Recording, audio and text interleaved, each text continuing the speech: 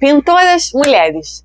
Vamos falar sobre mais algumas? Eu já tenho um vídeo aqui falando sobre pintoras mulheres, mas é claro que são tantas e tão diferentes entre si, de épocas e lugares diferentes, que não dá para falar de todas em um único vídeo. Também não dá para falar de todas em 2 vídeos só, mas eu prometi que ia ter uma parte 2 e estou fazendo agora essa parte 2. Vamos ver depois da vinheta.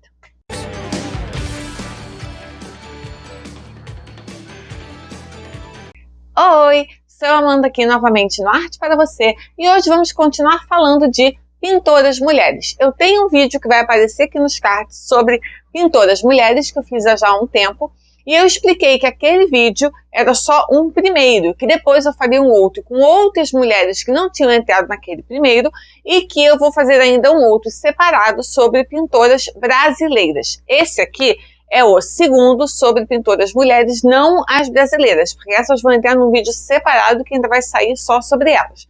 Vai ser mais uma vez um apanhado de algumas pintoras mulheres importantes que não entraram no primeiro vídeo por circunstância mesmo, porque não dá para botar todo mundo, mas então vão entrar nesse aqui agora. Vamos começar. Vamos começar com a Leonora Carrington, e a Mary Leonora Carrington foi uma artista pintora surrealista e romancista mexicana, nascida na Grã-Bretanha. Na verdade, ela era inglesa, mas ela acabou indo para o México e aí acabou se fixando residência no México. Uma boa parte da vida dela se deu no México. Ela depois se casou pela segunda vez e teve seus 2 filhos no México, mas a forma como ela chegou no México, a história toda da vida dela é bem uma novela, e a gente vai falar mais porque ela acabou morrendo no México. A vida dela acabou se dando a maior parte lá, mas ela era de origem inglesa. Então vamos falar um pouquinho mais sobre ela e a história de como ela chegou no México, que é um novelão. Ela foi uma das últimas participantes sobreviventes do movimento surrealista da década de 30 e ela também foi membro fundadora do movimento de libertação das mulheres no México durante a década de 70. Ela nasceu, como eu disse, na Inglaterra, em Lancashire. O seu pai era um fabricante têxtil rico e a mãe dela, Marie, era irlandesa. E ela era a única filha entre 4. Ela era a única menina entre 4, né? E como ela era de uma família muito bem de vida, né, ela foi educada por governantas, tutores, freiras. Inclusive, ela foi expulsa de 2 escolas por causa do seu comportamento rebelde. Até que a sua família a mandou para Florença, onde ela frequentou a Academia de Arte. E também frequentou brevemente uma escola de um convento, o convento de Santa Maria em Ascot. Não que ela fosse necessariamente ser freira, né, mas ela teve também uma educação religiosa em um convento, né. Eu acho que a biografia dela, o fato de ela ter sido expulsa de 2 escolas, já mostra que ela não tem exatamente, né, perfil não tinha muito perfil, né, para uma vida em convento, e a história posterior da vida dela vai mostrar isso, mas, né, é interessante saber que ela teve esse contato com uma vida mais religiosa, assim, mais profunda, né, uma educação religiosa mais profunda dentro de um convento. E aí, em 1927, quando ela tinha só 10 anos, ela viu a sua primeira pintura surrealista em uma galeria da margem esquerda de Paris e depois ela conheceu muitos surrealistas. O seu pai não queria que ela fosse artista, mas a sua mãe encorajou que ela buscasse essa carreira. Ela acabou voltando para a Inglaterra e acabou, inclusive, ela teve assim, tipo um baile de debutante, né, assim, ela foi apresentada à sociedade, porque como eu já falei, a família dela não apenas era uma família que tinha grana, mas era uma família que tinha, assim, uma posição social bastante boa, então ela teve, né, uma apresentação à sociedade, baile de debutante, tudo como, né, uma moça da época, daquela posição social deveria ter. Em 1935, ela frequentou a Chelsea School of Arts em Londres por 1 ano, e depois se transferiu para a Ozenfant Academy of Fine Arts. Ela familiarizou com o surrealismo a partir de uma cópia do livro de Herbert Read, Surrealism, dado a ela pela sua mãe, mas ela acabou recebendo pouco incentivo da sua família para seguir de fato uma carreira artística. O poeta surrealista e patrão das artes Edward James foi defensor de seu trabalho na Grã-Bretanha. O James comprou muitas das suas pinturas e organizou uma exposição em 1947 para o seu trabalho na Galeria Pierre Matisse, em Nova York. Foi mais ou menos nesse período que ela conheceu o Max Ernst, que foi o seu primeiro marido. Ele era muito mais velho que ela, E ele já era uma figura muito conhecida na cena surrealista, já era uma pessoa de muita relevância, conhecia todos os grandes artistas da época. Eles tiveram, assim, uma paixão avassaladora e acabaram se casando e foram juntos para Paris. Porém, explodiu a Segunda Guerra e Max Ernst foi preso por ser alemão. Então ele era, né, tipo, uma pessoa não grata em Paris na época, foi preso como, né, suspeita de espionagem. E, né, ou seja, o simples fato de ter uma cidadania alemã na Paris naquela época foi o suficiente para ele ser preso. Eventualmente, ele foi solto e aí ele foi preso na Alemanha, porque a sua arte é considerada pelo regime nazista arte degenerada. Então, ele foi preso também na Alemanha, e aí ela realmente ficou separada dele por um bom tempo, porque ele estava preso pela segunda vez ali com a Europa devastada pela guerra.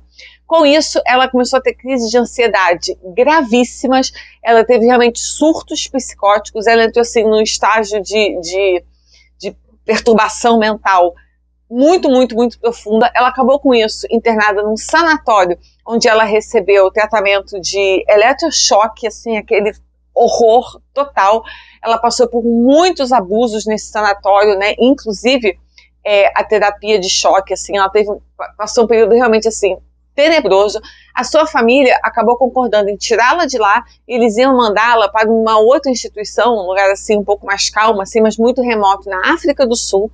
E aí nesse trajeto ela acabou parando em Portugal, e de Portugal, com a ajuda de alguns amigos, de alguns conhecidos, inclusive do Picasso, foi uma das pessoas que se envolveu nessa rede aí para não mandá-la para essa outra instituição na África do Sul. E aí ela fugiu para o México, aonde ela eventualmente se casou pela segunda vez, teve 2 filhos e acabou vivendo toda a sua vida, que foi muito longa. Ela morreu com 90 anos, 91, talvez, assim. Ela teve uma vida muito longa. E, inclusive, existe uma fundação dedicada à sua obra no México. Ela é uma pintora importantíssima, um dos grandes nomes do surrealismo. A obra dela é simplesmente maravilhosa. Então, para muito além da... Isso é uma coisa que muitas vezes aparece quando a gente fala, né, sobre essas mulheres, que é, né, a questão, assim, né, muitas vezes de um marido ou de um pai, né, ou de um parceiro, alguém que aparece assim, mas para muito além, né, da sua própria, muito além da ligação primeira com Max Ernst, que ela teve ainda bem na juventude, ela ainda era muito jovem. A própria obra dela é simplesmente fantástica e merece todo o respeito, a admiração, inclusive merece ser conhecida. Uma próxima, a Ilma af Klint, nome bem difícil, né? Ela era sueca e é conhecida por ser não apenas uma artista, mas uma mística. Ela tem trabalhos muito interessantes. Vamos falar sobre ela. A Ilma af Klint foi uma artista e mística sueca cujas pinturas são consideradas uma das primeiras obras abstratas conhecidas na história da arte ocidental. Parte do seu trabalho, inclusive, das suas obras abstratas, são anteriores às composições puramente abstratas de Kandinsky e Mondrian, por exemplo. Ela pertencia a um grupo chamado The Five, composto por um círculo de mulheres inspiradas pela teosofia, que compartilhavam a crença na importância de tentar entrar em contato com os chamados grandes mestres, muitas vezes por meio de sessões espíritas. As suas pinturas, que às vezes se assemelham a diagramas, eram uma representação visual de ideias espirituais complexas. A Ilma af Klint era a 4ª filha da Matilda af Klint e do capitão Victor af Klint, um comandante naval sueco. E ela e a família, né, passavam os verões na sua mansão Hanmora, no lago Mälaren. Esse ambiente campestre, remoto, idílico, né, favoreceu que ela sempre, desde muito nova, tivesse contato com a natureza, né, aquela natureza quase intocada, né, assim, da Suécia. Uma natureza bem, bem selvagem, ao mesmo tempo que muito pura, né? Ainda desde muito cedo. E então, com isso, ela sempre teve uma associação muito profunda com as formas naturais, e a natureza sempre foi uma inspiração muito importante para o seu trabalho. E mais tarde, posteriormente, ela se mudou permanentemente para Munso, uma ilha próxima a essa casa. Vale dizer aqui que eu não tenho a mínima ideia se eu estou pronunciando esses nomes certos, porque é previsível, né? Não preciso nem avisar que eu não falo sueco, então, né, eu estou pronunciando do jeito que dá, inclusive, né, não sei se é esse ou não, mas aí vocês relevem, né, se vocês quiserem saber a pronúncia correta, depois, né, dá um Google aí, cada um se vira como pode, mas, enfim, eu estou falando aqui do jeito que quase como a gente lê, né, porque realmente a minha pronúncia de sueco, né, previsivelmente é inexistente. Seguindo com ela, a natureza e da própria história da sua família, a Ilma herdou um grande interesse por matemática e botânica. E ela mostrou desde cedo uma habilidade grande em artes visuais, e depois que a sua família se mudou para Estocolmo, ela começou a estudar, né, a arte propriamente dita numa escola de arte, onde aprendeu retratos e pinturas de paisagens. Ela depois foi admitida na Academia Real Sueca de Belas Artes aos 20 anos. E no período de 1882 a 1887, ela estudou principalmente desenho, pintura de retrato e pintura de paisagem.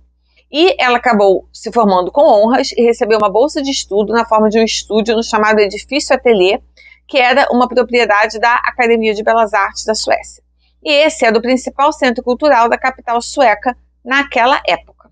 Existia também um conflito entre a visão convencional da arte da Academia de Belas Artes e o movimento, digamos assim, de oposição, né, da sociedade de arte, inspirada nos pintores franceses e no método em plein air.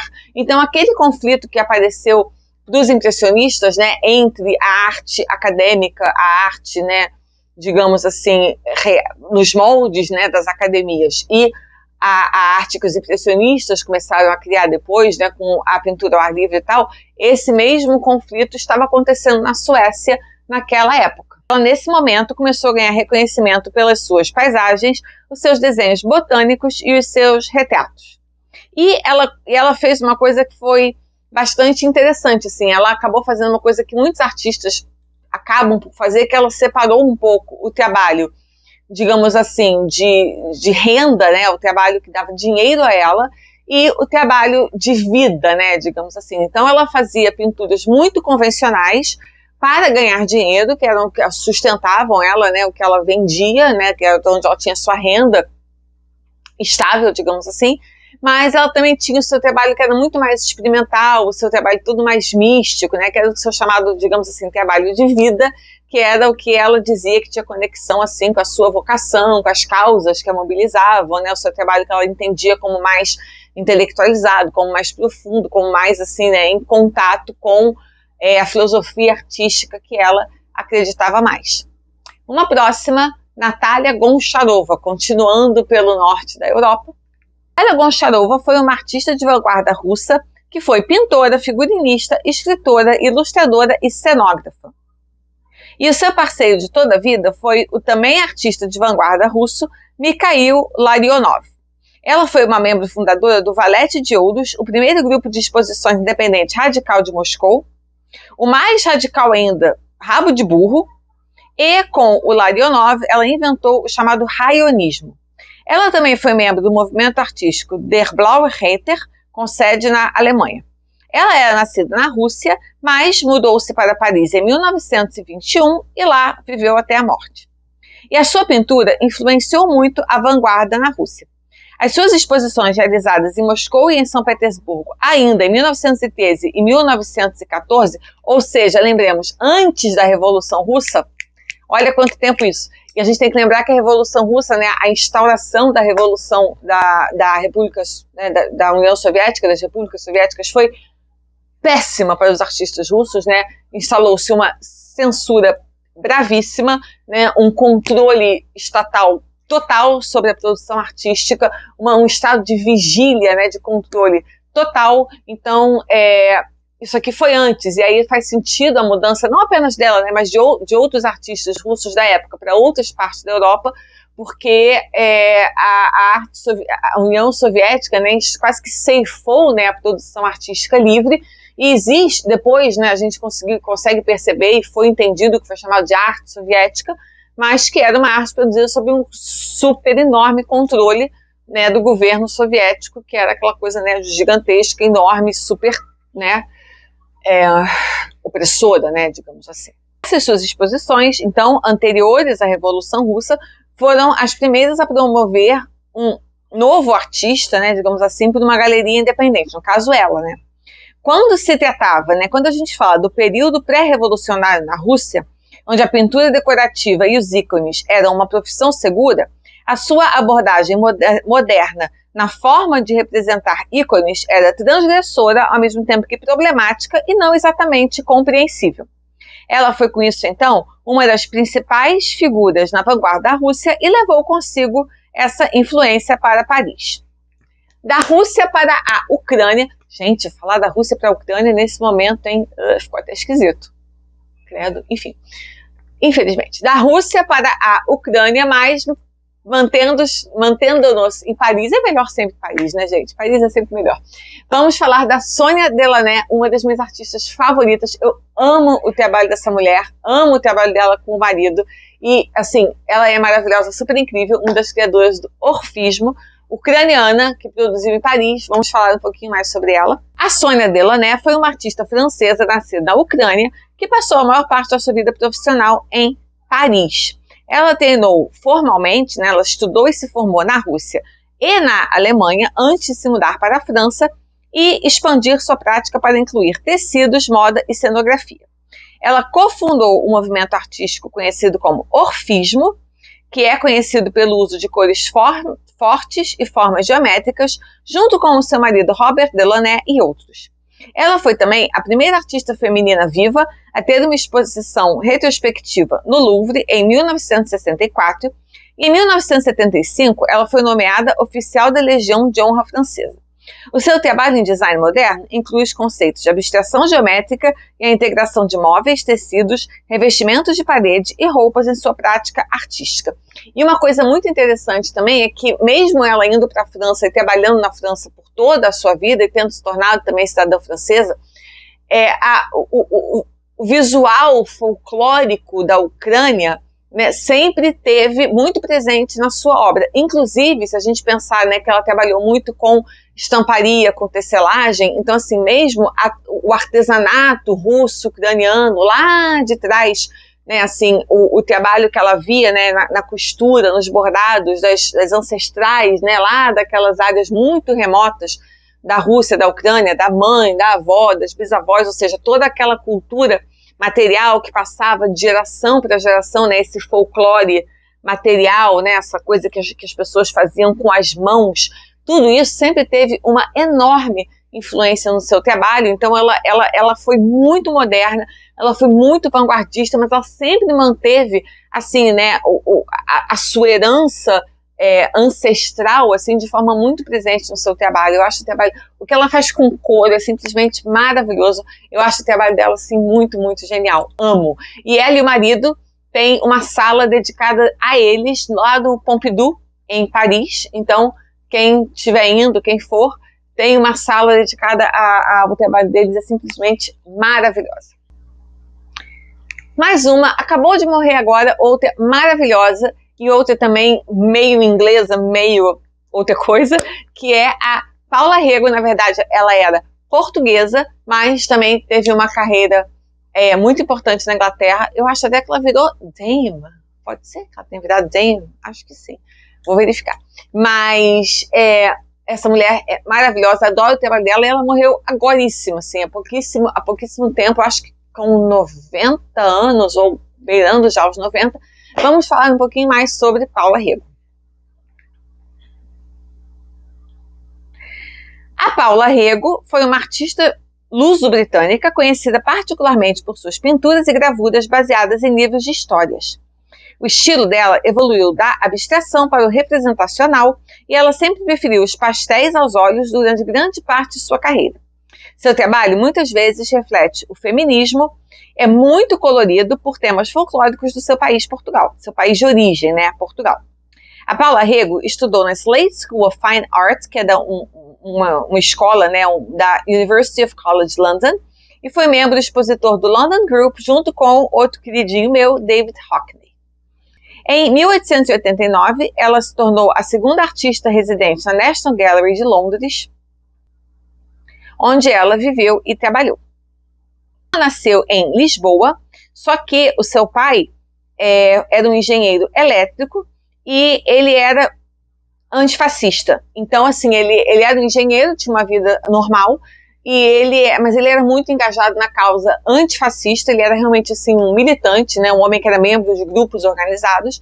E quando entrou a ditadura do Salazar em Portugal, eles acabaram saindo do país. A família se separou em 1936, quando seu pai foi enviado para trabalhar no Reino Unido. E ela acabou ficando com os avós ainda em Portugal até 1939, ou seja, por 3 anos os seus pais estavam no Reino Unido e ela em Portugal. E a avó dela se tornou uma figura muito importante na sua vida, pois foi com a sua avó que ela aprendeu muitos dos contos tradicionais que um dia virariam fonte, né, da sua obra de arte, né, da sua obra. A família dela já tinha muita influência da cultura britânica, né, até porque os seus pais estavam lá, e ela foi enviada para a única escola inglesa que existia em Lisboa na época, a St. Julian's School, escola de 1945 a 1951, até que ela própria foi para o Reino Unido frequentar uma escola chamada The Grove School em Kent. Ela não gostou, não deu muito certo, e aí, em 1952 ela foi iniciar os seus estudos de arte na Chelsea School of Art em Londres. Não ficando nessa, e foi para a Slade School of Fine Art. E lá ela ficou de 52 até 56. E lá ela acabou conhecendo Victor Willing, que se tornou o seu marido.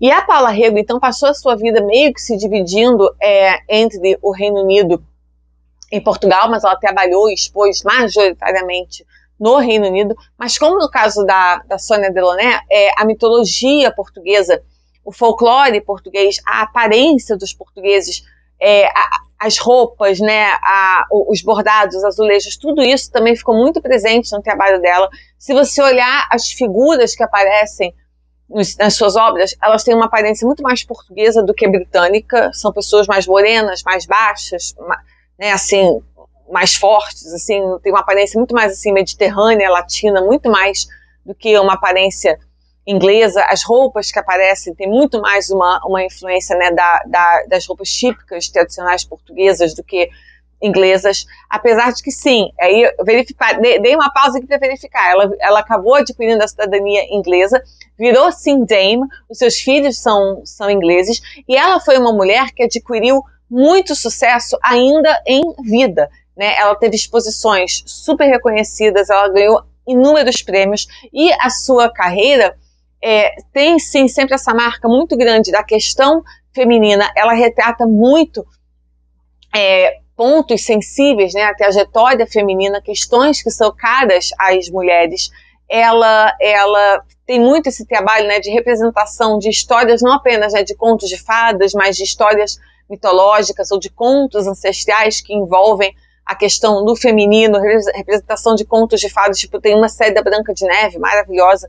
Então, né, todos esses mitos, esses símbolos inconscientes que estão sempre presentes e que são transmitidos de geração para geração, eram muito, assim como temas comuns na vida das mulheres, como o casamento, a maternidade, o envelhecimento, a infertilidade, são temas que eram muito presentes na carreira da Paula, da Dame, Paula Rego, e essa também é uma outra artista maravilhosa, adoro o trabalho dela e acho que vale muito a pena conhecer. Mais uma agora, outra que eu já falei em outros vídeos por aqui, a Georgia O'Keeffe, a mãe do modernismo americano, outra maravilhosa, muitas vezes também é lembrada por causa do seu, não apenas por causa dele, né, mas em parte também por causa dele, o seu marido era Alfred Stieglitz, super fotógrafo maravilhoso, mas é uma mulher que tem uma carreira incrível, super maravilhosa, pelos seus próprios méritos, uma artista muito, muito incrível, que acabou de ganhar, inclusive, uma super retrospectiva também do Pompidou em Paris, acabou em janeiro desse ano, ficou, assim, alguns meses, uma exposição grande dela,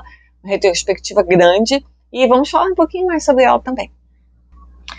A Georgia O'Keeffe foi, né, uma modernista americana, conhecida por suas pinturas de flores ampliadas, arranha-céus de Nova York e paisagens do Novo México, e, como eu disse, ela ficou conhecida como a mãe do modernismo americano.